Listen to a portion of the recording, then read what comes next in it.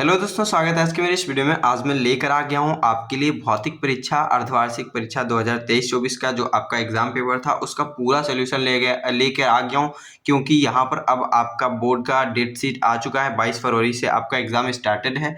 तो यहाँ पर मैं आपके अर्धवार्षिक परीक्षा जो आपका भौतिक विज्ञान का है उसका मैं पूरा पेपर का सॉल्यूशन लेके आ गया हूँ। ये पेपर आपको सॉल्व करना बहुत ही इंपॉर्टेंट है, क्योंकि इसमें से आपका लगभग 70% मार्क्स फिक्स रहता है। क्योंकि जितने भी इम्पॉर्टेंट पर्सन हैं आने वाले, जो आपके आधे सिलेबस से आते हैं, मतलब कि आधे में, तो उसमें से अधिकतर क्वेश्चंस मिल जाते हैं जो कि आपके बोर्ड एग्जाम में आने वाले हैं। तो ये जो आपका अर्धवार्षिक का जो आपका पेपर है, ये बहुत ही इंपॉर्टेंट पेपर है। इसमें बहुत सारे क्वेश्चन ऐसे हैं जो आपके एग्जैक्ट वही आपके बोर्ड एग्जाम में डायरेक्ट पूछ लिए जाते हैं। तो इस पेपर को सॉल्यूशन करना बहुत ही इंपॉर्टेंट है। तो आप देख सकते हैं इस पेपर का पूरा सॉल्यूशन हम लिख करके ले आए हैं। तो यहाँ पर इस तरीके से आपका पूरा सॉल्यूशन है। इसको हम थोड़ा वीडियो आज लंबा होने वाला है, तो इसको आप पूरा देखिएगा वीडियो, क्योंकि बहुत ही इंपॉर्टेंट आपके लिए वीडियो ये है।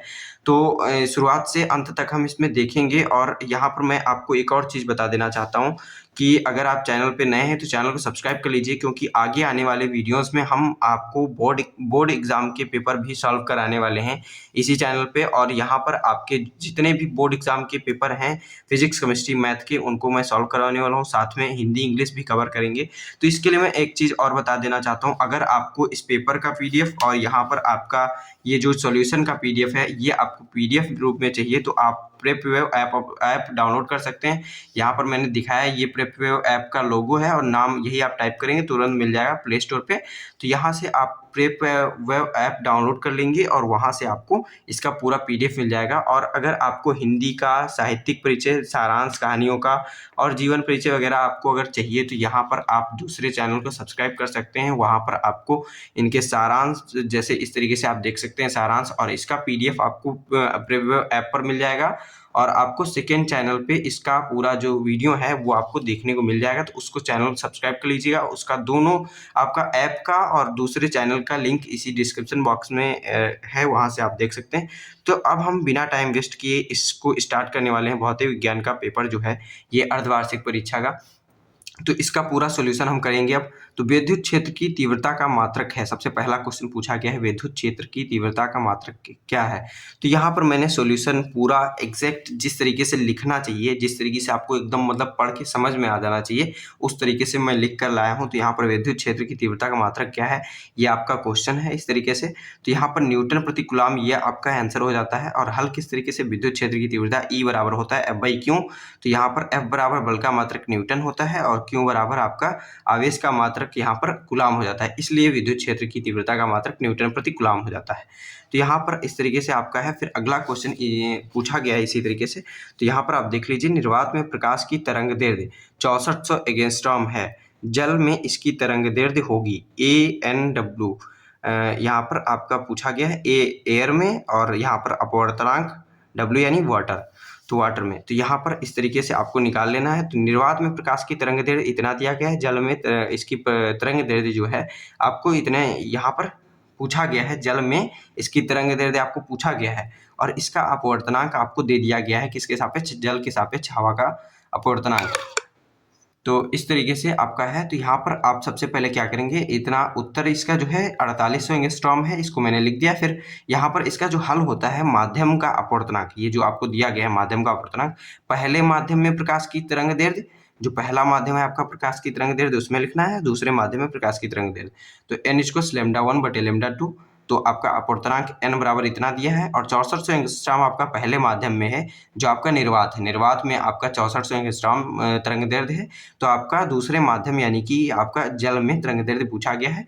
तो इसको आप λ2 को उधर भेजेंगे और इसको इधर ले आएंगे। तो इसको आपको इधर, जब इसको आप गुणा भाग कर लेते हैं, डिवाइड मल्टीप्लाई कर लेते हैं, तो यहाँ पर आपका 4800 एंगस्ट्रॉम प्राप्त हो जाता है इस तरीके से। अब फिर आपका अगला क्वेश्चन पूछा गया इस तरीके से पेपर में, आप यहाँ पर देख लीजिए, पेपर में पूछा गया है गा नंबर क्वेश्चन, किसी तार का विद्युत प्रतिरोध 500 ओम है, इसकी विद्युत चालकता होगी। तो इसकी विद्युत चालकता, आप जानते हैं कि प्रतिरोध का उल्टा जो होती है वो विद्युत चालकता होती है। तो प्रतिरोध का उल्टा यहाँ पर व्युत्क्रम को आपका विद्युत चालकता कहा जाता है। तो इस तरीके से इसका आंसर जो है 0.002 ओम इनवर्स है। चूंकि चालकता प्रतिरोध के व्युत्क्रम होती है इसलिए C इक्वल्स चालकता C इक्वल्स 1/500 ओम। यहाँ पर C को कभी कहीं कहीं G भी लिखा रहता है तो इसके लिए टेंशन मत लीजिएगा। यहाँ पर आपको इस तरीके से C मैंने डिनोट किया है तो C इक्वल्स 1/500 ओम। तो इसको आप जब हल करेंगे तो इस तरीके से हल करके आपका 0.002 ओम इनवर्स आपका प्राप्त हो जाएगा। फिर आपका अगला क्वेश्चन पूछा गया है इस तरीके से, क्वेश्चन यहाँ पर लिखा है लेकिन मैं पेपर में आपको दिखा दे रहा हूँ। पेपर में यहाँ पर लिखा है प्रिज्म से गुजरने पर किस रंग के प्रकाश का विचलन अधिकतम होगा। तो आप जानते हैं प्रिज्म का आपको चित्र याद रहना चाहिए कि किस रंग का सबसे अधिक विचलन होता है, यानी सबसे ऊपर कलर का कौन सा आपका होता है, रेड। जो सबसे ऊपर है उसका विचलन सबसे कम हुआ है, जो सबसे नीचे है उसका विचलन सबसे ज्यादा हुआ है। तो बैंगनी कलर सबसे नीचे होता है इसलिए सबसे ज्यादा विचलन किसका होता है, यहाँ पर अधिकतम पूछा गया ना, तो बैंगनी रंग का सबसे अधिकतम आपका विचलन होता है। यहाँ पर आपका बैंगनी कलर सही हो जाता है, राइट विकल्प हो जाता है। फिर अब हम बढ़ते हैं अपने अगले क्वेश्चन की तरफ। तो आपका अगला क्वेश्चन यहाँ पर आप पढ़ सकते हैं इसको, बैंगनी रंग का विचलन सबसे अधिक दर्शाएगा क्योंकि इस रंग की तरंगदैर्घ्य सबसे कम और प्रिज्म में इस रंग का अपवर्तनांक सबसे अधिक होता है। फिर यहाँ पर आपका इसी तरीके से अगला क्वेश्चन पूछा गया है 0 केल्विन ताप पर शुद्ध अर्धचालक है। तो 0 केल्विन ताप पर आपका शुद्ध अर्धचालक क्या होता है, यहाँ पर आप पढ़ सकते हैं। ये आपका लिखा है 0 केल्विन पर विद्युत रोधी की तरह कार्य करता है, ये विकल्प आपके हैं।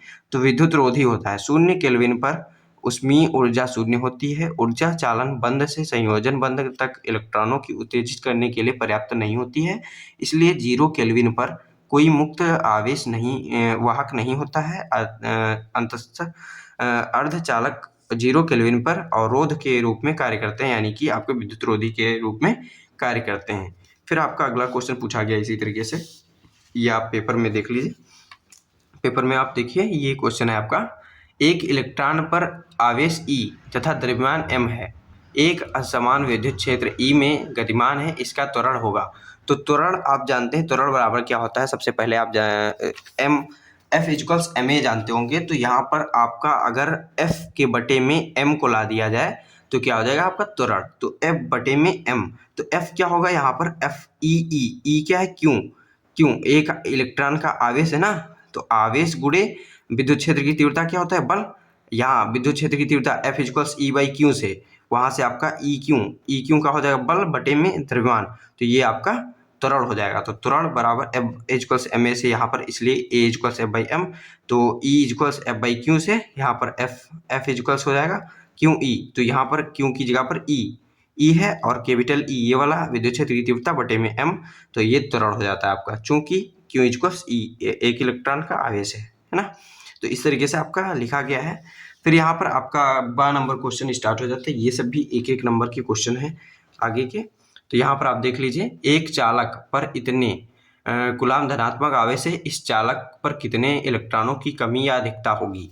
तो यहाँ पर पूछा गया है आपका इतना आवेश दे दिया गया है, तो इसमें पूछा गया इलेक्ट्रॉनों की कितनी अधिकता या फिर कमी है। तो यहाँ पर सबसे पहले आप देखेंगे जो आपका आवेश है ये आपका पॉजिटिव दिया गया है, यानी कि इस पे आपका धन आवेश है, यानी कि इलेक्ट्रॉनों की कमी है। तो इलेक्ट्रॉनों की कमी है यहाँ पर, तो इतने आवेश दिया गया है, तो यहाँ पर आप इलेक्ट्रॉनों की संख्या निकाल सकते हैं N इक्वल्स Q/E से। Q इक्वल्स NE से, वहाँ से आपको सूत्र को जब N इधर ले आएंगे तो Q/E आ जाएगा। तो यहाँ पर आपका 2.4 × 10⁻18 ये कूलाम आवेश दिया गया है, और आप एक इलेक्ट्रॉन का आवेश नीचे बटे में आप रख देंगे 1.6 × 10⁻19। तो यहाँ पर आप जब डिवाइड करेंगे तो 15 आपका आ जाएगा, यानी कि 15 इलेक्ट्रॉनों की उस जो आपका धारावाही या फिर चालक है उसमें आपका 15 इलेक्ट्रॉनों की कमी है। फिर आपका अगला क्वेश्चन यहाँ पर स्टार्ट है, अगला क्वेश्चन हम दिखा दे रहे हैं यहाँ पर नेक्स्ट पेज में।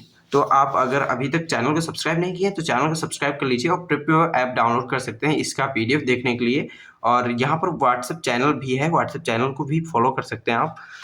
तो अब हम देखते हैं अपना अगला क्वेश्चन। अगला क्वेश्चन आपका दिया गया है, विभव प्रवणता से आप क्या समझते हैं, विभव प्रवणता से आप क्या समझते हैं।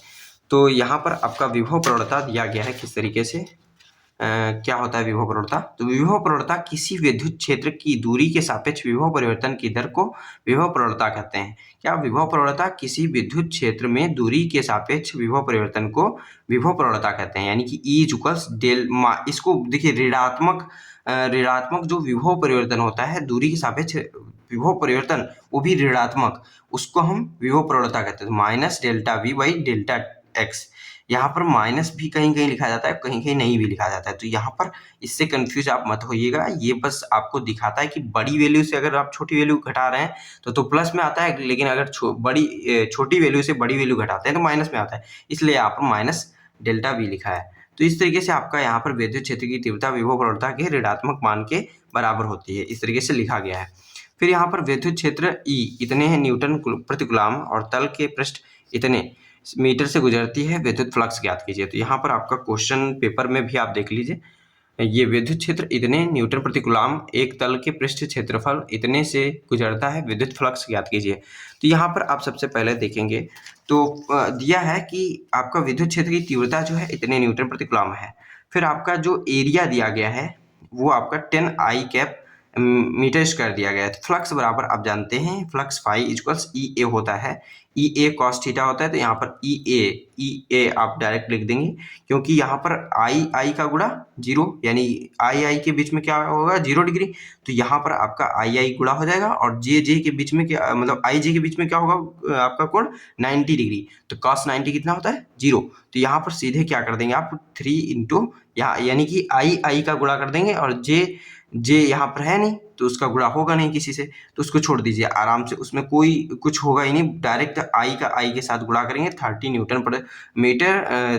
न्यूटन मीटर स्क्वायर प्रति कूलम, ये आपका आ जाएगा क्या विद्युत फ्लक्स, यहाँ पर विद्युत फ्लक्स आपका आ जाएगा। फिर यहाँ पर आपका अगला क्वेश्चन दिया गया है नेक्स्ट पेज में पेपर के, तो यहाँ पर आप देख लीजिए, एक अवतल लेंस के प्रत्येक पृष्ठ की वक्रता त्रिज्या 30 सेंटीमीटर तथा अपवर्तनांक 1.5 है, इसकी फोकस दूरी ज्ञात कीजिए।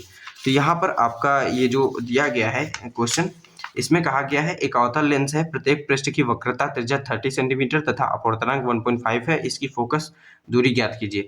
तो यहाँ पर सबसे पहले आपको दिया गया है वो आपको लिख देना है क्या क्या दिया गया है। पहले पृष्ठ की वक्रता त्रिज्या आपको -30 सेंटीमीटर दिया गया है, दूसरे पृष्ठ की वक्रता त्रिज्या 30 सेंटीमीटर, क्योंकि यहाँ पर अवतल लेंस है और उसके पृष्ठ की वक्रता त्रिज्या 30 सेंटीमीटर, इस तरीके से आप समझ सकते हैं। तो एक तरफ R1 जो होगा वो -30 सेंटीमीटर होगा और R2 जो होगा वो 30 सेंटीमीटर होगा। तो तथा अपवर्तनांक जो आपका दिया गया है यहाँ पर 1.5 दिया गया है। तो गोलीय पृष्ठ के अपवर्तन के सूत्र से, जो आपका गोलीय पृष्ठ के अपवर्तन का सूत्र होता है 1/f इक्वल्स n-1, फिर ब्रैकेट के अंदर, बड़े वाले ब्रैकेट के अंदर होता है 1/r1 माइनस 1/r2। तो यहाँ पर आपका n/r1 r2 का मान रखने पर जो आपका वैल्यू प्राप्त होगा 1/f इक्वल्स 1.5 माइनस 1, फिर यहाँ पर माइनस ये वाला है -1/30 -1/30, तो ये आपका जुड़ जाएगा, जोड़ने पर आपका आएगा 1/f इक्वल 0.5, यहाँ पर 0.5 इसमें से घटाने पर गुणे में -1/15, तो इसको आप जब गुणा कर लेंगे तो -150/5, यहाँ पर आपका f इक्वल्स -30 सेंटीमीटर आपका फोकस दूरी प्राप्त हो जाएगा।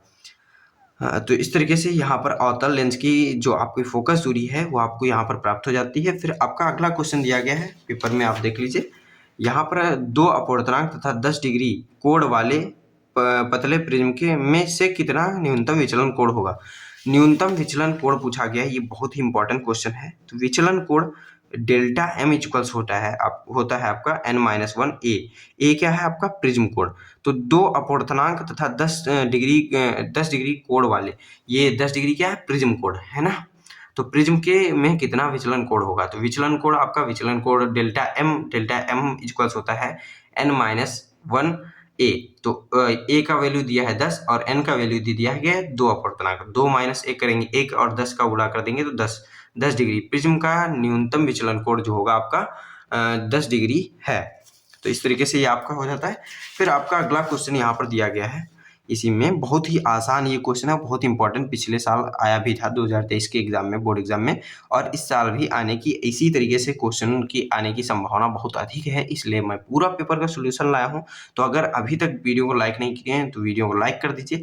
यहाँ पर 4 नंबर क्वेश्चन पूछा गया, यदि संयुक्त सूक्ष्मदर्शी के अभिदर्शक तथा नेत्रिका लेंसों के आवर्धन क्रमशः M1 व M2 है, तब सूक्ष्मदर्शी की आवर्धन क्षमता का सूत्र लिखिए। तो सूक्ष्मदर्शी की आवर्धन क्षमता का जो संयुक्त सूक्ष्मदर्शी होती है उसकी आवर्धन क्षमता का सूत्र होता है M1 × M2, आपका अगर दोनों प्राप्त है कि क्या क्या आवर्धन है पहले लेंस की आवर्धन क्षमता और दूसरे की, तो यहाँ पर आपका डायरेक्ट M1 M2 कर देंगे। तो जैसे यहाँ पर दिया गया है, यदि संयुक्त सूक्ष्मदर्शी के विदेशक तथा नेत्रिका लेंसों की आवर्धन क्षमता क्रमशः M1 व M2 है, तब सूक्ष्मदर्शी की आवर्धन क्षमता का सूत्र M1 × M2 होता है। अपवाह वेग की परिभाषा दीजिए तथा अपवाह वेग की एवं धारा में संबंध लिखिए। तो यहाँ पर आपका अगला क्वेश्चन तीसरे का पहला है, ये 2-2 नंबर के क्वेश्चन स्टार्ट हो चुके हैं। यहाँ पर पूछा गया है अपवाह वेग की परिभाषा दीजिए। सबसे पहले आपको बताना है अपवाह वेग क्या है, उसको आपको परिभाषित करना है, फिर अपवाह वेग तथा धारा घनत्व में संबंध बताना है। तो यहाँ पर आपका सॉल्यूशन दिया गया है, अपवाह वेग की परिभाषा दीजिए तथा अपवाह वेग और धारा में संबंध।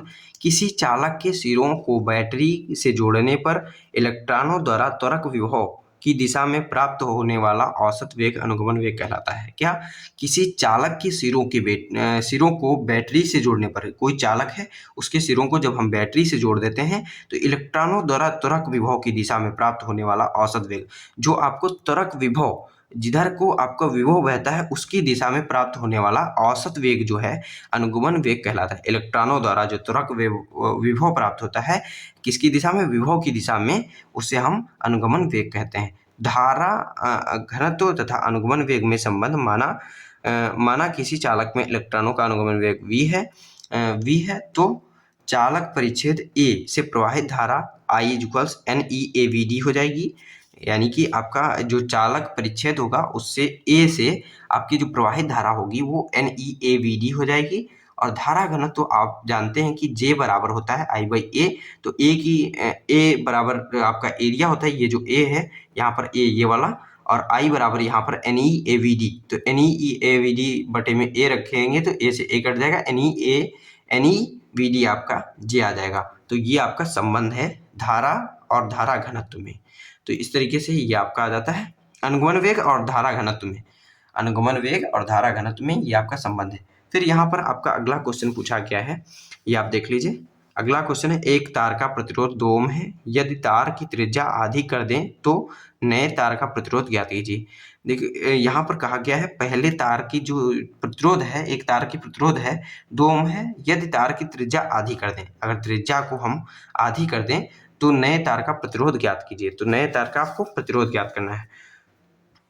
तो ये बहुत ही इंपॉर्टेंट क्वेश्चन है और इस तरीके के क्वेश्चन आप कक्षा 10 में भी कर चुके हैं हाई स्कूल में। तो यहाँ पर एक तार का प्रतिरोध 2 ओम है, यदि तार की त्रिज्या आधी कर दें तो नए तार का प्रतिरोध ज्ञात करना है। तो माना एक प्रारंभिक लंबाई L1 तथा अनुप्रस्थ क्षेत्रफल A1 खींचने के बाद माना एक तार की लंबाई L2 तथा अनुप्रस्थ क्षेत्रफल A2 है। तो R = 2 ओम दिया गया है आपका, और A2 = A1/4, ये आपका हो जाएगा A2 = A1/4। R2 यहाँ पर आपका A1 बटे में A2 = 4/1। तार को खींचने पर आयतन परिवर्तित नहीं होगा, अतः A1 L1 = A2 L2, यहाँ पर A1/L2 इसको जब भेज देंगे A1/L2 आ जाएगा, और यहाँ पर L2/L1 आ जाएगा। तो इस तरीके से 4/1 और इसको आप जब गुणा कर देंगे तो यहाँ पर इस तरीके से आपका 32 ओम प्राप्त हो जाएगा। तो इस तरीके से प्राप्त हो जाएगा आंसर। फिर अब हम बढ़ते हैं अपने अगले क्वेश्चन की तरफ। तो आपका अगला क्वेश्चन दिया गया है यहाँ पर 5 डायोप्टर तथा -3 डायोप्टर वाले 2 लेंस जो है संपर्क में रखे हैं, संयोजन की फोकस दूरी तथा क्षमता ज्ञात कीजिए। तो संयोजन की फोकस दूरी और क्षमता ज्ञात करनी है। तो यहाँ पर सबसे पहले आप इसका देख लीजिए, इस तरीके से आंसर दिया है P = 5 डायोप्टर तथा P2 = यहाँ पर -3 डायोप्टर। संयोजन की क्षमता यहाँ पर आपकी सीधे इनकी जो क्षमता होती है उनको जोड़ देना होता है। P = P1 + P2, तो 5 डायोप्टर - 3 डायोप्टर = 2 डायोप्टर। फोकस दूरी आपका जो होता है क्षमता आवर्धन क्षमता उसका उल्टा होती है। तो आवर्धन क्षमता का उल्टा होती है 1/P। तो 1/P जब आप कर देंगे तो यहाँ पर M जो हो जाएगा वो आपका 50 सेंटीमीटर या फिर आपका आधा मीटर, ये आधा मीटर लिखा है या फिर 50 सेंटीमीटर, है ना, इस तरीके से। फिर आपका अगला क्वेश्चन यहाँ पर दिया गया है।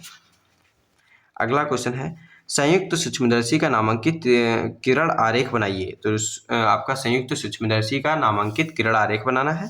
तो तो यहाँ पर इस तरीके से बनाया गया है, ये आप देख लीजिए, ये नेक्स्ट पेज है, इसको हम अलग रख देते हैं। अलग रखने के बाद यहाँ पर आप देखेंगे संयुक्त सूक्ष्मदर्शी का नामांकित किरण आरेख, नामांकित किरण आरेख सबसे ऊपर है, ये आप देखिए आप। तो ये आपका संयुक्त सूक्ष्मदर्शी का नामांकित किरण आरेख है। तो यहाँ पर सबसे पहले आप जानते होंगे कि इसमें एक लेंस होता है, इसको कहते हैं अभिदर्शक लेंस, और ये यहाँ पर लेंस होता है नेत्रिका लेंस। तो यहाँ पर कोई वस्तु रखी होती है, इससे चलने वाली प्रकाश किरणें सबसे पहले ये अभिदर्शक लेंस से आती हैं। तो इसमें एक यहाँ पर आपके जो मुख्य अक्ष के समांतर आती है, वो यहाँ पर आपके इसके मध्य बिंदु से यहाँ पर इस तरीके से झुक जाती है, और झुक के इस तरीके से आपका दूसरे नेत्रिका लेंस से टकरा करके आपका अपवर्तन के बाद यहाँ पर आपके आँख तक पहुँचती है। तो इस तरीके से यहाँ पर एक सीधी रेखा पूछ जाती है।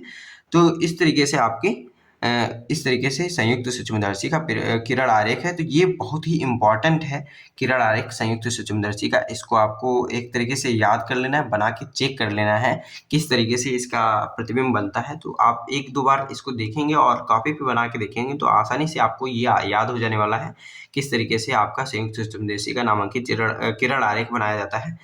फिर यहाँ पर आपका क्रांतिक कोण की परिभाषा दीजिए, प्रकाशिक तंतु की कार्यविधि का उल्लेख कीजिए। ये आपको करना है। सबसे पहले क्रांतिक कोण की परिभाषा लिखना है, ये आप पेपर में देख लीजिए।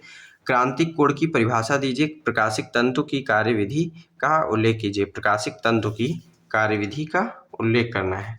तो यहाँ पर सबसे पहले सघन माध्यम में वह आपतन कोण जिसके लिए विरल माध्यम में अपवर्तन कोण समकोण के बराबर हो जाता है, सघन माध्यम का क्रांतिक कोण कहलाता है। देखिए, सघन माध्यम से जब विरल माध्यम में कोई प्रकाश किरण जा रही होती है तो यहाँ पर वह कोण, ये आपका वह आपतन कोण देखना है जिसपे कि अपवर्तन कोण का मान यहाँ पर 90 डिग्री हो जाए, वो आपका क्रांतिक कोण कहलाता है। तो इसे C से प्रदर्शित करते हैं। और फिर आपका प्रकाशिक तंतु की कार्यविधि लिखना है। तो प्रकाशिक तंतु, इसके लिए प्रकाशिक तंतु पूर्ण आंतरिक परावर्तन पर आधारित एक ऐसी युक्ति है, पूर्ण आंतरिक परावर्तन पर आधारित एक ऐसी युक्ति है जिसमें प्रकाश बहुत अधिक बार पूर्ण आंतरिक परावर्तित होकर कांच के तंतु के अक्ष के अनुदिश चलता है। इस कांच के तंतु की त्रिज्या बहुत कम, केवल कुछ माइक्रोन के बराबर होती है। इसके मध्य भाग क्रोड का अपवर्तनांक जो ये दो बार लिखा है, एक ही बार होगा, यहाँ पर 17, और बाहरी भाग जिसे परिनिधान या अधिपट्टन कहते हैं उसका आपका ING 15 होता है। तो इस तरीके से आपका ये प्रकाशिक तंतु की और यहाँ पर आपका क्रांतिक कोण का ये आपका हो जाता है परिभाषा। फिर आपका अगला क्वेश्चन इस तरीके से पूछा गया है, यहाँ पर पेपर में आप देख लीजिए। पेपर में ये है, विद्युत द्विध्रुव तथा द्विध्रुव आघूर्ण की परिभाषा दीजिए। और यहाँ पर आपको एक छोटा सा क्वेश्चन पूछा गया है, M द्विध्रुव आघूर्ण तथा विद्युत द्विध्रुव आघूर्ण का विद्युत द्विध्रुव इतना है और उसके विद्युत क्षेत्र में इतने पर झुका हुआ है, द्विध्रुव के वे कार्यरत बल आघूर्ण ज्ञात करना है। तो यहाँ पर सबसे पहले आपको विद्युत द्विध्रुव तथा द्विध्रुव आघूर्ण की परिभाषा देना है। तो सबसे पहले हम विद्युत द्विध्रुव की परिभाषा देखते हैं। यदि समान परिमाण व विपरीत प्रकृति के दो आवेश अति अल्प दूरी पर स्थित हों तो इस प्रकार बना निकाय विद्युत द्विध्रुव कहलाता है, जिसे HCl या H2O आदि होते हैं, ये आपके विद्युत द्विध्रुव होते हैं। फिर यहाँ पर आपका विद्युत द्विध्रुव आघूर्ण की परिभाषा। तो विद्युत द्विध्रुव आघूर्ण की परिभाषा, विद्युत द्विध्रुव के आवेश Q व उनके मध्य की दूरी d के गुणनफल को विद्युत द्विध्रुव आघूर्ण कहते हैं। P = QD, ये आपका विद्युत द्विध्रुव आघूर्ण का फार्मूला है। यदि यह एक सदिश राशि है और इसकी दिशा ऋण आवेश से धन आवेश की ओर होती है तो विद्युत द्विध्रुव आघूर्ण का मात्रक कूलाम मीटर होता है। कूलाम मीटर, क्योंकि कूलाम Q और D मीटर हो गया, तो कूलाम मीटर। फिर आपका जो आपका छोटा सा प्रश्न दिया है उसमें दिया था द्विध्रुव आघूर्ण बराबर इतना और विद्युत क्षेत्र बराबर इतना दिया है। तो द्विध्रुव व विद्युत क्षेत्र के बीच का कोण इतना दिया है, तो इसलिए बल आघूर्ण जो आपका पूछा गया है, बल आघूर्ण P sin थीटा होता है। तो P आपका दे दिया गया है यहाँ पर कितना, 2 × 10⁻8 सेंटीमीटर कूलाम मीटर है ये। फिर यहाँ पर आपका विद्युत क्षेत्र दे दिया गया है, इन दोनों का जब मल्टीप्लाई कर देंगे हम तो यहाँ पर आपका 2 × 10⁻3 न्यूटन मीटर प्राप्त हो जाएगा, ये आपका आंसर हो जाता है। फिर आपका अगला क्वेश्चन है, समांतर प्लेट संधारित्र की धारिता का व्यंजक निगमित कीजिए। तो यहाँ पर ये क्वेश्चन है, समांतर प्लेट संधारित्र की धारिता का व्यंजक निगमित कीजिए, 3 नंबर का क्वेश्चन है।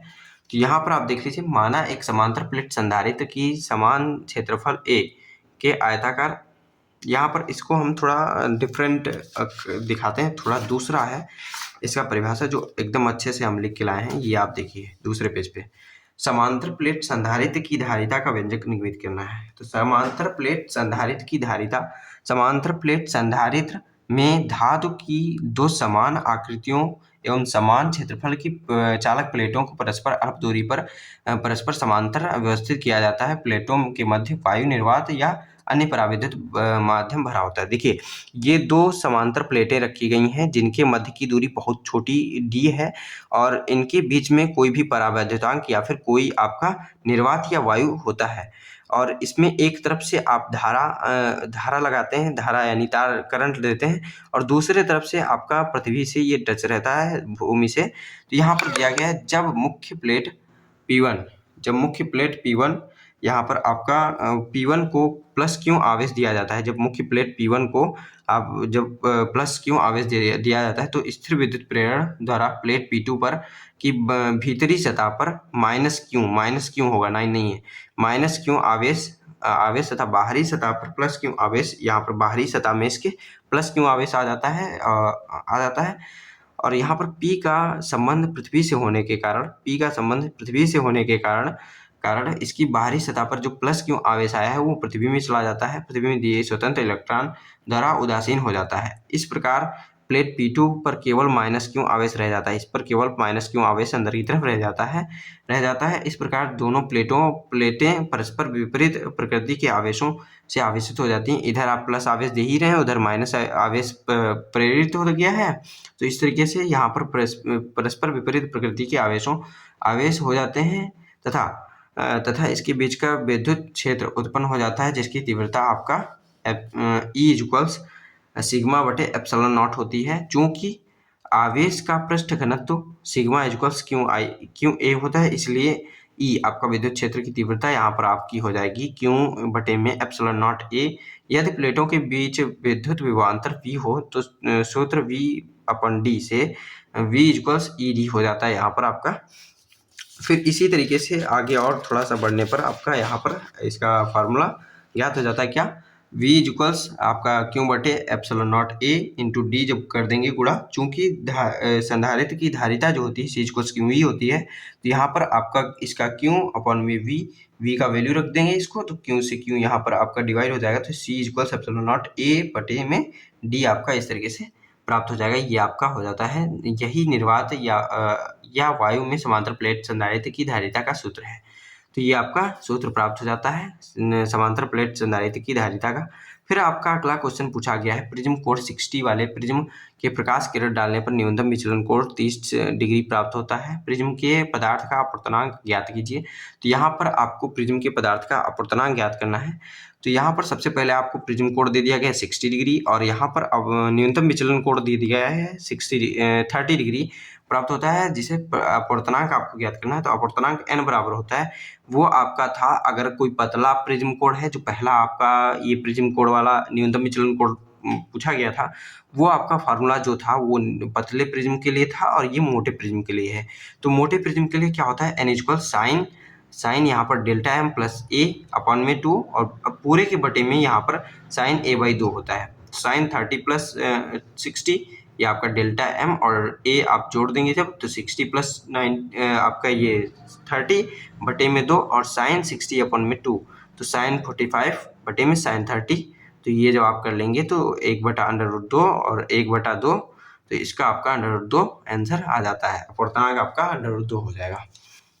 फिर आपका अगला क्वेश्चन दिया गया है, पतले लेंस के लिए लेंस मेकर सूत्र लिखिए तथा इसके आधार पर लेंस के पदार्थ का अपवर्तनांक तथा वक्रता त्रिज्याओं की फोकस दूरी पर प्रभाव की विवेचना कीजिए। तो यहाँ पर आप देख लीजिए, सबसे पहले ये क्वेश्चन जो पूछा गया आपका 4 नंबर, बहुत ही इंपॉर्टेंट है।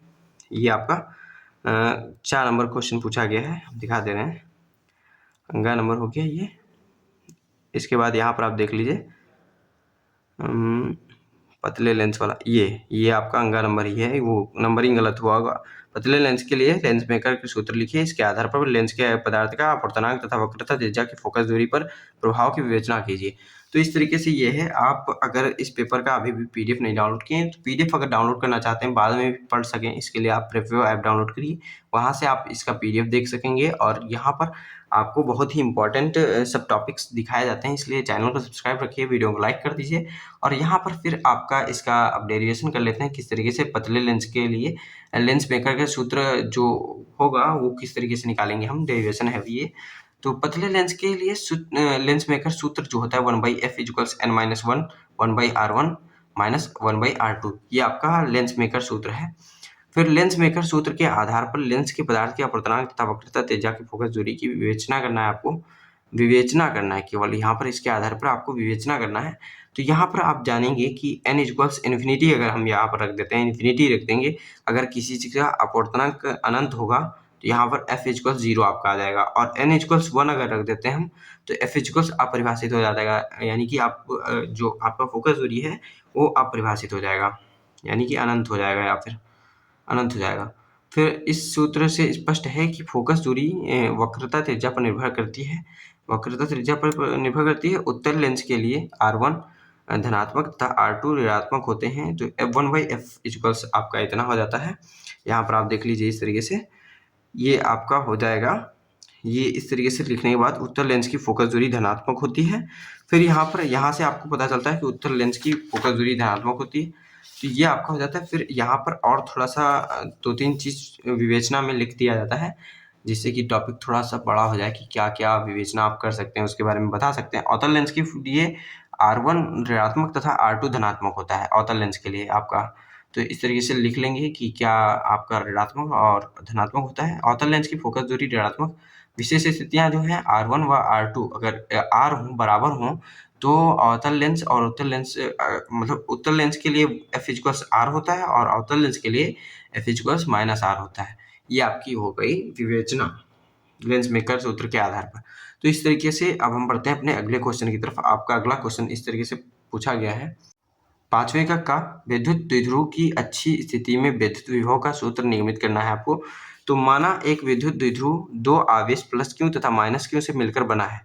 यहाँ पर सबसे पहले आप क्वेश्चन को समझ लीजिए। विद्युत द्विध्रुव की अच्छी स्थिति पर, विद्युत द्विध्रुव है ये आपका, ये इस तरीके से यहाँ पर विद्युत द्विध्रुव है AB, इसके अच्छी स्थिति पर आपको विद्युत विभव का सूत्र निर्मित करना है। विभव का आपको सूत्र निर्मित करना है। तो यहाँ पर माना एक विद्युत द्विध्रुव दो आवेश प्लस क्यू और माइनस क्यू मिलकर बना है। आवेश प्लस क्यू बिंदु ए पर तथा माइनस क्यू आवेश बिंदु बी पर स्थित है। दो आवेशों, देखिए प्लस क्यू आवेश ए पर स्थित है और माइनस क्यू आवेश आपका बी पर स्थित है। और यहाँ पर इनके बीच की जो दूरी है 2l है, देखिए इनके बीच की दूरी 2l है। और विद्युत द्विध्रुव के केंद्र O से अच्छी स्थिति में r दूरी पर, केंद्र O से अच्छी स्थिति में r दूरी पर ये आपका P बिंदु है। P बिंदु पर विभव ज्ञात करना है यहाँ पर। तो यहाँ पर इस तरीके से आपका चित्र समझ लिए हैं। तो प्लस क्यू आवेश के कारण बिंदु P पर विद्युत विभव होगा। तो VA यहाँ पर VA पहले वाले जो प्लस क्यू आवेश के कारण विद्युत विभव होगा वो आपको ज्ञात करना है। तो 1/4πε0 K आपका परावैद्युतांक जो भी आपका वहाँ पर माध्यम का परावैद्युतांक होगा वो है Q/R-L यहाँ पर R-L है इस तरीके से इनके बीच की दूरी, और Q है आपका आवेश।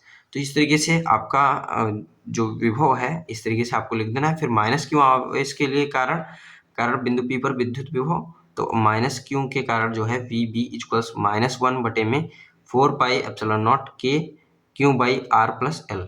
तो यहाँ पर बिंदु P पर अच्छी बिंदु पर कुल विद्युत विभव जो होगा V इक्वल्स VA + VB हो जाएगा। तो इन दोनों को जब जोड़ देंगे हम, जोड़ने पर इस तरीके से आप देखिए जोड़ने का प्रोसेस जो है थोड़ा सा लंबा है। आप जोड़ेंगे, जब जोड़ेंगे इस तरीके से तो यहाँ पर इस तरीके से ये आपका वैल्यू प्राप्त हो जाएगा V इक्वल्स P क्या होता है Q × 2L। Q × 2L क्या होता है, विद्युत द्विध्रुव आघूर्ण होता है। तो यहाँ पर विद्युत द्विध्रुव आघूर्ण P बटे में 4πε0 के परावैद्युतांक है और R² - L²। अगर R बहुत बड़ा है L से, अगर R बहुत बड़ा है L से यानी कि R से बहुत छोटा है L, तब R² > L²। तो L² को R² की तुलना में नगण्य ले लेते हैं, तो L² हटा देंगे तो P/R²। इस तरीके से विद्युत विभव आपको प्राप्त हो जाता है। ये आपका इसका हो जाता है। K = 1 अगर हो, वायु के लिए या फिर निर्वात के लिए k=1 होता है। तो यहाँ पर आपका ये 1/4πε0p/r² वोल्ट प्राप्त हो जाता है। विद्युत द्विध्रुव के अच्छी स्थिति में विद्युत विभव। तो यहाँ पर आपका अगला क्वेश्चन इसी तरीके से पूछा गया है। आपको मैं पेपर में दिखा दे रहा हूँ। पांचवें का नंबर विद्युत द्विध्रुव की अच्छी स्थिति में विद्युत विभव का सूत्र निम्नलिखित कीजिए। ये आपका हो गया है विद्युत द्विध्रुव के। अब यहाँ पर खा नंबर क्वेश्चन है। खा नंबर आंख की समंजन क्षमता से आप क्या समझते हैं? दूरदृष्टि दोष वाले व्यक्ति के लिए निकट बिंदु 150 सेंटीमीटर है, तो वह 25 सेंटीमीटर दूरी पर रखी पुस्तक को पढ़ना चाहता है, तो उसे कितने फोकस दूरी की लेंस का प्रयोग करना चाहिए? तो यहाँ पर आपको बताना है। यहाँ पर जो चीज़ें दी गई हैं उनको सबसे पहले हम लिख लेंगे इस तरीके से, जिस तरीके से यहाँ पर आपको दिखाई दे रहा होगा लिखा हुआ कि सबसे पहले मांसपेशियों द्वारा नेत्र लेंस की फोकस दूरी आवश्यकता अनुसार परिवर्तित करने की क्षमता को लेंस की समंजन क्षमता कहते हैं। लेंस की समंजन क्षमता से क्या अभिप्राय है कि आपको बता देना है। फिर आपको दिया है कि दूरदृष्टि दोष वाले व्यक्ति का निकट बिंदु v = -150 सेंटीमीटर है। v जो यहाँ पर आपका प्रतिबिंब की दूरी हो जाएगी वो आपकी -150 सेंटीमीटर हो जाएगी, और वस्तु की दूरी यानी 25 सेंटीमीटर पर रखे हुए वस्तु की आपको प्रतिबिंब बनाना है, इसलिए u बराबर -25 सेंटीमीटर। माइनस क्यों है? क्योंकि ये आपके बाएं हाथ की ओर रखी जाती है। बाएं हाथ में ली गई बाएं तरफ की यानी कि वस्तु की साइड की जितनी भी दूरियां ली जाती हैं वो माइनस में ली जाती हैं आपके चिन्ह प्रपाटी के अनुसार। प्रयुक्त लेंस की फोकस दूरी f जो आपको पूछा गया है वो आपको ज्ञात करना है। तो इस तरीके से यहाँ पर देखेंगे लेंस सूत्र से। हम जब लेंस सूत्र का प्रयोग करेंगे 1/v - 1/u = 1/f, तो यहाँ पर 1/f = -1/125 सेंटीमीटर, क्योंकि माइनस था क्योंकि ये आपके वस्तु की दिशा में जिधर आपका वस्तु रखा है उधर ही आपका प्रतिबिंब प्राप्त करना है। प्लस माइनस प्लस हो गया यहाँ पर, और 1/25 सेंटीमीटर 1/25। तो यहाँ पर इन दोनों को जब हम जोड़ देंगे तो यहाँ पर एलसीएम लेने पर 150 नीचे आएगा, -1 प्लस में 6/150, तो 1/30 f आपका 30 सेंटीमीटर। प्रयुक्त लेंस की फोकस दूरी 30 सेंटीमीटर है। चूंकि लेंस की फोकस दूरी धनात्मक है इसलिए प्रयुक्त लेंस उत्तर है। क्योंकि यहाँ पर फोकस दूरी जो है आपका धनात्मक आया है इसलिए उत्तर लेंस है ये। अगर ऋणात्मक आता तो वो अवतल लेंस होता। फिर यहाँ पर आपका अगला क्वेश्चन जो पूछा गया है, संपर्क में रखे दो पतले उत्तल लेंसों के समय संयोजन के लिए फोकस दूरी तथा का सूत्र निगमित कीजिए। तो माना दो पतले लेंस L1 व L2 संपर्क में रखकर एक संयुक्त लेंस बनाया गया है। इसकी फोकस दूरियां F1 व F2 हैं तथा इस संयुक्त लेंस के द्वारा बिंदु वस्तु का प्रतिबिंब I पर बनता है। लेंस L1 के द्वारा प्रतिबिंब का बनना यहाँ पर देखिए, सबसे पहले जो संयुक्त लेंस रखे गए हैं इस तरीके से L1 व L2 हैं, और यहाँ पर सबसे पहले क्या है, कोई वस्तु O पर रखी गई है।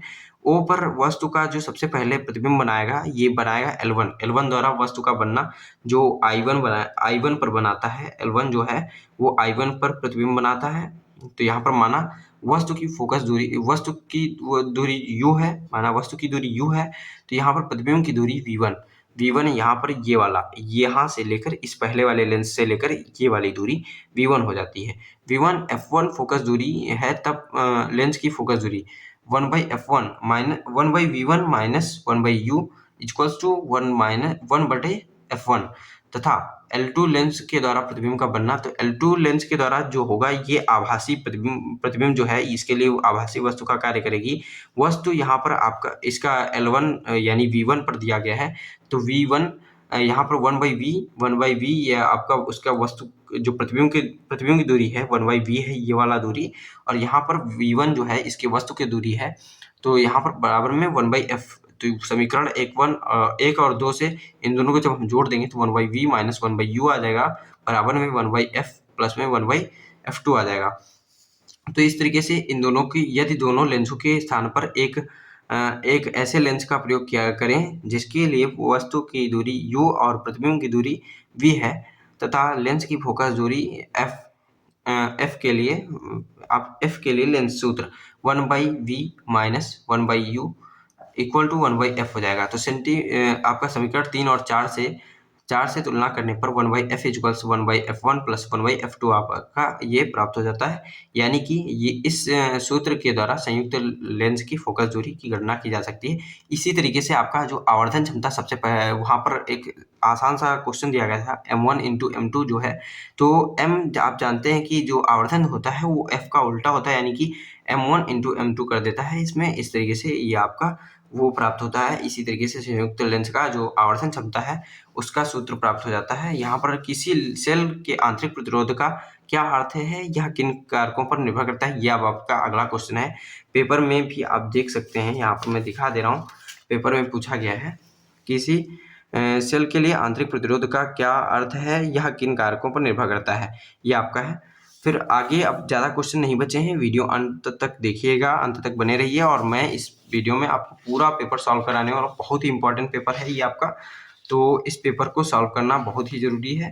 तो यहाँ पर सबसे पहले हम देखेंगे जो आपका सेल का दिया गया है क्वेश्चन, तो यहाँ पर इसके बाद ये है किसी किसी सेल की उपस्थित विद्युत अपघट्य द्वारा विद्युत धारा के मार्ग में उत्पन्न अवरोध को सेल का आंतरिक प्रतिरोध कहते हैं। यानी कि अगर कोई भी सेल का आंतरिक प्रतिरोध, सबसे पहले पूछा गया था आपका सेल का आंतरिक प्रतिरोध किसे कहते हैं, तो सेल द्वारा जो आपका विद्युत के मार्ग में जो अवरोध सेल जो उत्पन्न करता है, सेल में जो आपका विद्युत धारा प्रवाहित हो रही है उसमें जो उसको विद्युत धारा को रोकने का प्रयास जो कारक कर रहा है वो आपका आंतरिक प्रतिरोध कहलाता है, विद्युत आपका बैटरी का कोई भी। तो यहाँ पर किसी सेल के में उपस्थित विद्युत अपघट्य द्वारा विद्युत धारा के मार्ग में उत्पन्न अवरोध को सेल का आंतरिक प्रतिरोध कहते हैं। सेल का आंतरिक प्रतिरोध निम्न कारकों पर निर्भर करता है। किन कारकों पर, सेल के दोनों प्लेटों के बीच की दूरी बढ़ाने पर सेल का आंतरिक प्रतिरोध बढ़ जाता है। यानी कि जो प्लेटें होती हैं, सेल में 2 प्लेटें होती हैं, उनके बीच की दूरी अगर आप बढ़ा देते हैं तो आपका आंतरिक प्रतिरोध बढ़ जाता है। और विद्युत अपघट्य की सांद्रता बढ़ाने पर सेल का आंतरिक प्रतिरोध बढ़ता है। अगर उसकी सांद्रता हम बहुत बढ़ा देते हैं तो उसका फिर भी उसका आपका ये जो अपघट्य का आंतरिक प्रतिरोध है वो बढ़ जाएगा।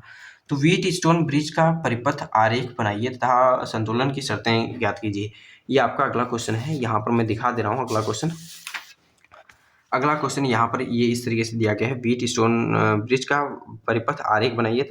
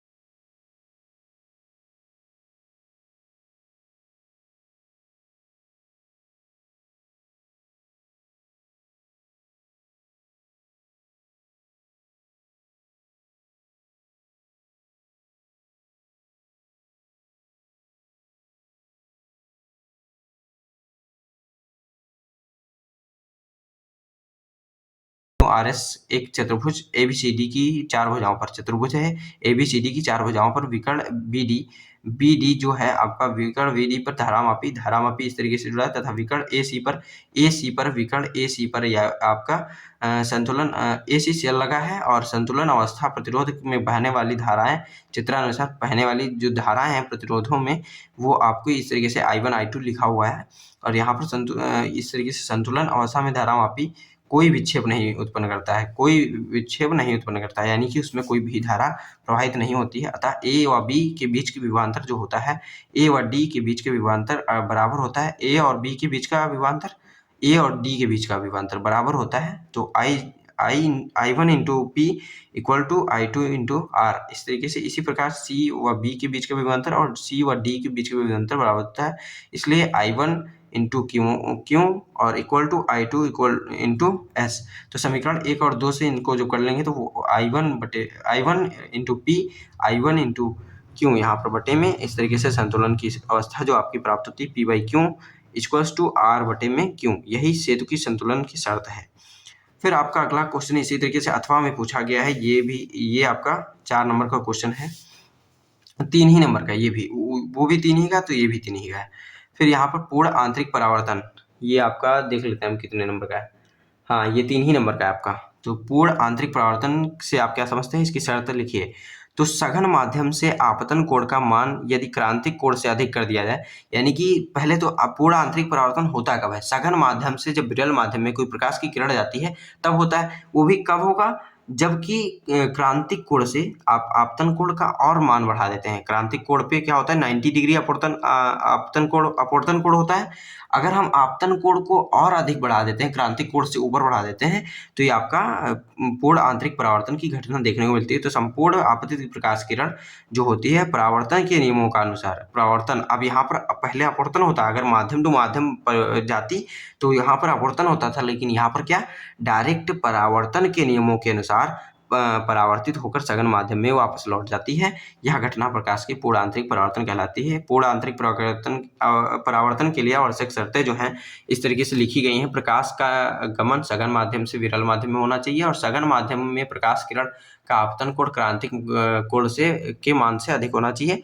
फिर आपका अगला क्वेश्चन इसी तरीके से पूछा गया है, ये आप देख लीजिए। अगला क्वेश्चन है, गोली पृष्ठ का अपवर्तन का सूत्र स्थापित करना है।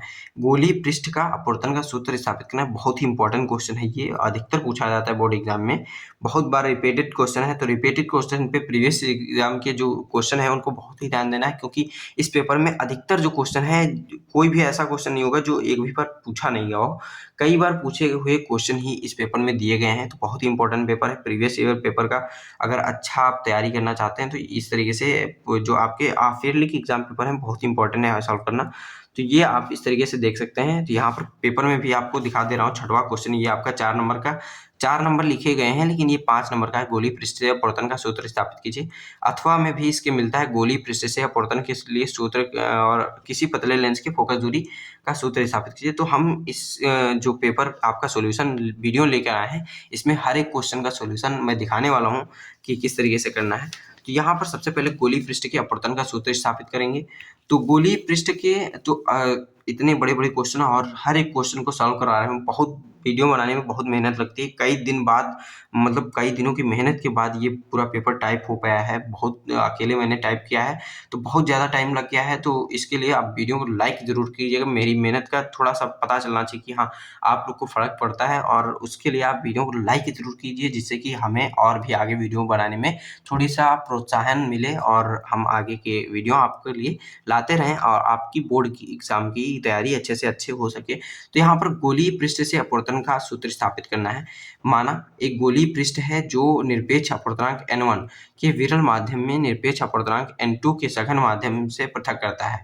यहाँ पर आप इस तरीके से देखेंगे, एक जो आपका गोली पृष्ठ है, इस तरीके से गोली पृष्ठ है, यहाँ पर आपका विरल माध्यम n1 है और यहाँ पर इसके अंदर आपका n2 आपका सघन माध्यम है, और इसके पृष्ठ का ध्रुव जो है p है, इसके पृष्ठ का ध्रुव p यहाँ पर इस तरीके से आप देख लीजिए, और तथा वक्रता त्रिज्या c है, वक्रता त्रिज्या इसकी जो है c है यहाँ तक की, और यहाँ पर इसका मुख्य अक्ष पर कोई बिंदु O वस्तु रखी है, मुख्य अक्ष पर कोई वस्तु O रखी है, O से आपतित किरण, जो आपतित आने वाली किरण है इसकी तरफ आपतित किरण पृष्ठ के बिंदु A पर गिरती है, पृष्ठ के बिंदु A पर यहाँ पर गिरती है, और अपवर्तन के बाद आपतित किरण AB जो है यहाँ पर ये इस तरीके से अभिलंबवत झुक जाती है, अभिलंब से झुक जाती है हल्का सा, और दूसरी ओर आपतित OP पृष्ठ से अभिलंबवत गिरती है, अतः सीधी चली जाती है। ये दोनों आपतित किरणें पीछे बढ़ाने पर यहाँ पर आप देखेंगे ये किरण हल्का सा ये नीचे की ओर झुक गई और एक ऊपर, जो दोनों किरण को हल्का सा पीछे लेंगे तो यहाँ पर आप देखेंगे आभासी प्रतिबिंब बनता हुआ दिखाई देगा। तो यहाँ पर दूसरी आपतित किरण OP और दोनों को पीछे बढ़ाने पर I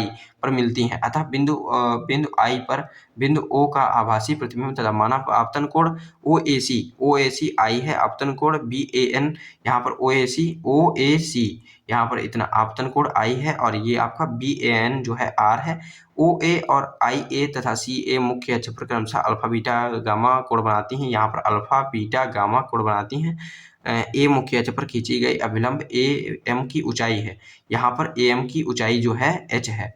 तो इस तरीके से त्रिभुज OAC में यहाँ पर आपका gamma equals alpha plus I हो जाता है या I equals gamma minus alpha हो जाता है। तो त्रिभुज ICA में यहाँ पर gamma equals to beta plus R हो जाता है या यहाँ पर R equals gamma minus beta हो जाता है। इसको हल्का से इधर कर देते हैं तब आपका डायरेक्ट मिल जाता है। बी को उधर माइनस में भेज दिए। स्नेल के नियम से साइन आई बटे साइन आर होता है N2/N1 यानी पहले माध्यम में दूसरे माध्यम में प्रकाश के अपवर्तनांक और पहले माध्यम में प्रकाश का अपवर्तनांक साइन आई बटे साइन आर। तो इसको N1 को उधर भेज देंगे तो N1 साइन आई और N2 साइन आर। तो इस तरीके से चूंकि I और R छोटे कोण हैं इसलिए समीकरण 1 व 2 में I व R का मान समीकरण 3 में रखने पर I व R का मान जब इसमें हम रख देंगे 3 में समीकरण 3 में रख देंगे 1 और 2 से यहाँ से लेकर के इसमें जब रख देंगे हम तो यहाँ पर आप देखेंगे चूंकि अल्फा बीटा कोण जो गामा कोण हैं बहुत छोटे हैं तो alpha equals tan alpha AM/MO इस तरीके से यहाँ पर इस तरीके से तीनों को निकाल लेंगे और तीनों निकालने के बाद समीकरण 4 में रखने पर समीकरण 4 में यहाँ पर जब आप रख देंगे समीकरण 4 ये जो बना है इसमें रखने पर यहाँ पर आपका ये आपका सूत्र प्राप्त हो जाता है 1n/v - 1/u equal to n-1/r। ये आपका क्या है सापेक्ष अपवर्तनांक। तो यहाँ पर आपका गोलीय पृष्ठ से अपवर्तनांक का ये सूत्र हो जाता है। बहुत ही इंपॉर्टेंट सूत्र है, इसको याद करना बहुत ही जरूरी है और डेरिवेशन भी ये पूरा सीखना बहुत ही जरूरी है। पेपर में इसी तरीके से क्वेश्चन बहुत ही बार पूछे गए हैं। तो यहाँ पर आप इस तरीके से देख सकते हैं ये PDF पूरा ऐप पर डालने के लिए बना हुआ है। तो यहाँ पर आप ये क्रिएटेड एंड अपलोडेड बाय प्रेप्यू देखने को मिल सकता है आपको वहाँ पर। तो ये PDF बहुत ही इंपॉर्टेंट है, इसका पूरा सॉल्यूशन आप जरूर देखिए। प्रेप्यू ऐप डाउनलोड करिए, उस पर आपको एक न्यू ऑप्शन है जिसमें आप क्विज खेल सकते हैं और अपने बहुविकल्पी क्वेश्चन की बहुत ही अच्छा तैयारी कर सकते हैं। तो वहाँ पर क्विज खेल सकते हैं, बहुत ही अच्छे न्यू अपडेट्स उसमें आने वाले हैं। तो आपके लिए वो ऐप बहुत ही फायदेमंद होने वाला है, तो उस ऐप को जरूर यूज करिए। यहाँ पर आपका वो ऐप मेरा ही है, मैं किसी अन्य व्यक्ति का ऐप का प्रमोशन नहीं कर रहा हूँ, इसलिए मैं आपको बता रहा हूँ। तो मैं आपके अच्छे के लिए जितनी भी इम्पोर्टेंट चीज़ें हैं PDFs वगैरह हैं उस पर मैं शेयर करता रहूँगा। अगर आप भी उस पर करना चाहते हैं शेयर, कोई भी आपके पास एग्जाम पेपर है तो उसको आप शेयर कर सकते हैं। तो यहाँ पर पतले लेंस के लिए अपवर्तन का सूत्र यहाँ पर आपको गोलीय पृष्ठ से अपवर्तन के लिए की सूत्र पतले लेंस के लिए आपको स्थापित करना है। फोकस दूरी की सूत्र स्थापित करना है, पतले लेंस की फोकस दूरी का सूत्र स्थापित करना है।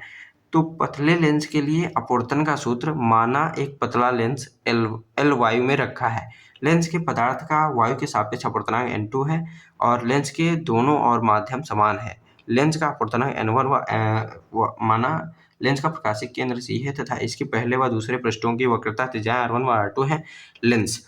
तो यहाँ पर ये वाला आप देख लीजिए, इस तरीके से दिया गया है। ये यहाँ पर देखिए, इसको आप पढ़ेंगे तो आपको आसानी से समझ में आ जाएगा किस तरीके से आपको करना है। पूरा एकदम डिटेल में दिया गया है। यहाँ पर एक एक लाइन आप अगर अच्छे से पढ़ते हैं तो आपको पूरा ये डेरिवेशन समझ में आ जाने वाला है। अब यहाँ पर गॉस का प्रमेय है इसी तरीके से, तो गॉस का प्रमेय भी आप इस तरीके से पूरा देख लीजिए। और अगर आप कहेंगे एक्सप्लेन करने को तो मैं नेक्स्ट वीडियो में करवा दूंगा। ये वीडियो बहुत लंबा हो चुका है। अब इस वीडियो में मैं ज़्यादा नहीं कुछ करने वाला हूँ, बस आपको दिखा दे रहा हूँ क्या क्या है। इस तरीके से सॉल्यूशन आप देख लीजिए। तो यहाँ पर आपका फिर मुक्त इलेक्ट्रॉन के लिए अपवाह वेग, ये बहुत ही इंपॉर्टेंट है, ओम के नियम का निगमन। तो अपवाह वेग के सहायता से आपको यहाँ पर ओम के नियम का निगमन करना है। तो इस तरीके से आपको कर लेना है।